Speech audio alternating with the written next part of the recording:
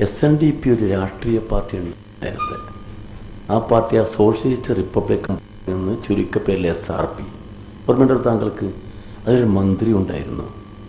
ആ പാർട്ടി ഉള്ളപ്പോഴും ഇതുപോലെ ഇടതുപക്ഷ പ്രസ്ഥാനത്തിന് കാര്യമായ ദോഷമുണ്ടായില്ല. കാരണം SNDPയിലുള്ള ആളുകൾ, ആ സാധാരണ മെമ്പർമാർ, അവരിൽ ഭൂരിപക്ഷവും ലെഫ്റ്റുമായി ബന്ധപ്പെട്ട ആളുകളാണ്. അവർക്ക് രാഷ്ട്രീയമുണ്ട്. SNDPയുള്ള ആളുകൾക്ക് രാഷ്ട്രീയമുണ്ട്. ആ രാഷ്ട്രീയം അവരെ പ്രവർത്തനത്തിൽ കാണിക്കും. SNDPയുടെ പ്രവർത്തനത്തിൽ ചോദിച്ചു നിൽക്കും. പഴയ കഥ അറിയാലോ.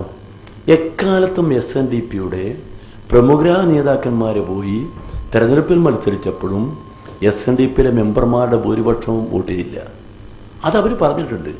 R. ശങ്കർ കൊല്ലത്ത് മത്സരിച്ച താങ്കൾക്ക് ഓർമ്മയില്ലേ?